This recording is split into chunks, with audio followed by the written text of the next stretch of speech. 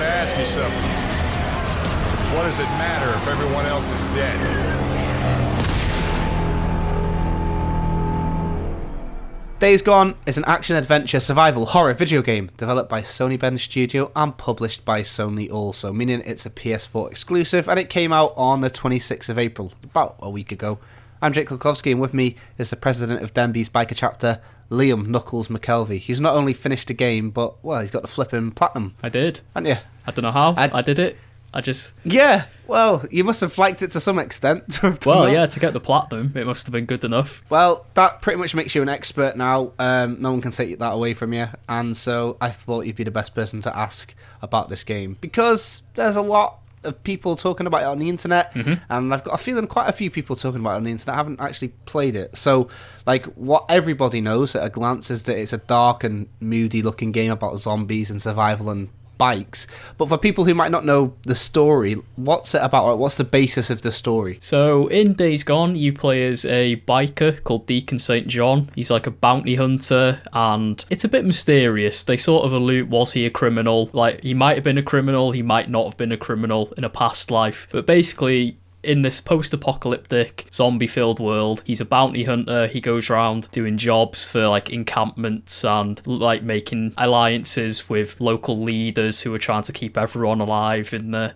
post-zombie apocalypse. But then the overarching story is he's like grieving about the loss of his wife, who he thought she died during like the outbreak of the zombie virus, and he finds like the helicopter he put her on a helicopter, and then he finds that helicopter like crash landed, so he thinks she's dead.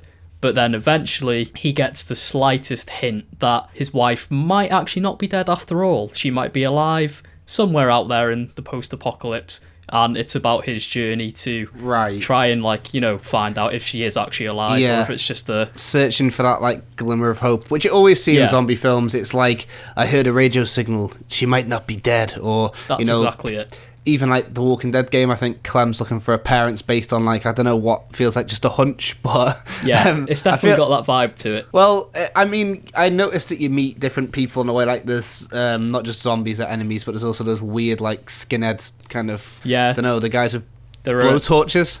They're a cult called Rest in Peace, but they call them like Rippers for short. Oh, because of Rip, right? Yeah. Okay. And they're just like a sort of doomsday cult worshipping the end of times sort of deal. Right, because like the context that I've got, by the way, is that I got to play the game before launch, so it wasn't completed, and like it was set up into 2 missions. I was like a press event thing for it, so they had to like, I guess, make it in sections to save time. So I know the game itself isn't like that, because it's like one big thing. But one of the like missions I did was like a Last of Us style sneaky loot section. But then the other was like, the only way to describe it's like a boss fight versus a massive horde of zombies. It was a horde of a health bar basically. And you just had to defeat it. But like, does that sort of stuff feature in the game itself? Is there parts where there's fluid amounts of zombies and you've got to just defeat them all, or is it more like you're constantly avoiding them? Because they do seem so vast that like it looks like you don't have a chance against them. Like, what's the deal with it? Are you supposed to just avoid them, or can you actually, like what I play, take down like huge amounts of them? On like the sort of moment-to-moment gameplay, you'll counter like a group of maybe 5 or 6 zombies at a time, just like wandering around the open world, and you can easily take them out when they're in like small numbers like that. But the big hordes, they appear probably about 4 or 5 hours into the game. Wow. But at that point in the game, if you try and take on one of like the big fluid zombie hordes, they will utterly demolish you, because you won't have equipment that's good enough, and you'll just get like swarmed by them. You do have to like avoid them at that point in the game, but eventually when you get better upgrades and you get better weapons and all that, you can start like taking down the hordes. And I think there's about, I want to say like somewhere between 20 and 30 hordes in the game that like they're sort of persistent in that they like congregate around specific areas of the maps, like a cave, a network of mines and stuff like that. And they'll like sort of turn that into like their home, but you can wipe them out like permanently. Wow, okay. No, I didn't know that. It's quite interesting that you mentioned that like they don't get you can't take them on straight away, because I guess like a lot of zombie games, like it's a zombie, you know what a zombie is, you kill it, and it can get pretty boring. Like games have done zombies to death, like not that was supposed to be like a pun or whatever. I just didn't adjust course. Zombies have been done before. We've seen it all before. So it's nice when games like State of Decay or Left 4 Dead like add variety to their zombie types. And I can remember in some early footage that they was showing off, like, I think it was like a zombie bear or something. Like, what unique zombie types are in this? Like, is there many, or just that? Is it like zombies and then that one bear? No, there's quite a few different varieties. Like it's sort of split up into humanoid zombies and then wildlife zombies, I guess. Right. And so with the humanoids one, the standard one, they're just called like swarmers, and they're the ones you can just sort of like mow down in the big hordes. But then they've got ones called screamers, who, as it, it's exactly what it sounds like. Yeah, they let out a good screech, and that brings other zombies towards you. And then there's the newts as well, who are the weird little childlike zombies, which are really creepy. Yeah, they literally just look like kids. Like, that's one thing I noticed. Like, yeah, they're just like feral children. Which is weird, because you don't normally get to kill kids in games, and like, much to the sort of behest of anyone that's played a Bethesda game and wanted to kill all the kids in Fallout or something. But like, yeah, normally when you see children, they proper like gross them out, like the botchlin in Witcher 3 or something. Yeah. Even though that's a sad story, he like looks like a grotesque freak, so fighting him isn't that difficult. But this is literally just kids, and you're shotgunning them in their head. Like, it's pretty brutal in that way. It is. There's lots of very dark and grim stuff in Days Gone. Surprisingly grim as well. Like, they're not afraid to go out there in some of the moments in the game. Well, that's one thing I was kind of made aware of, that the game's story is like, it's not afraid to sort of shy away from dark stuff. I guess that's kind of what they were going for, like the grittiness of it and stuff. And I know that the game's open world, so how do they kind of engage players through the story? Like, is the story quite long? Like, is it short or long? And then is it interesting enough to, well, obviously you got the platinum, but you're, for a civilian, is it like, is it interesting enough to sort of get people all the way through it, or are people playing it more for the open world element, I guess? I would say, as for length, it is quite similar to Red Dead 2, is the closest comparison. Wow. It's a good 40, 50 hour long game, like probably more if you take your time, because I absolutely hammered it over the last week or so. But if you take your time, it can probably last you a good 50 or so hours, I reckon. I didn't expect that. I really didn't. Yeah, it's really, there's a lot of like side stories they have going on, a lot of side quest type stuff, and lots of lore you can get involved in if that's your type of thing. But then the open world it's quite big, and you have to traverse it like mostly with your bike, and then I think there's about 5 or 6 encampments you come across throughout the course of the game, and they have your standard stuff like your merchants, your quest givers. Yeah, right. Like, you can turn in bounties and get rewards and stuff like that. Okay, I didn't realise that like there was going to be like bounties and side questy stuff. It would make more sense for them to have it in than not have it in and stuff. Yeah. But I guess I just didn't think that they'd bother putting it in for some reason. Because I guess everyone's been focusing on the zombies, like, even though it's everywhere, I don't even know how important the bike is in the story. Like, is there much focus on the bike? Or is it like, because it's a game that involves sneaking, I'd assume that you wouldn't want like a loud humming engine and you'd want to sneak your way on foot. Like, for example, I brought up The Witcher 3 a minute ago with the botchlin. I spent a lot of that game not on Roach, like I was just walking around.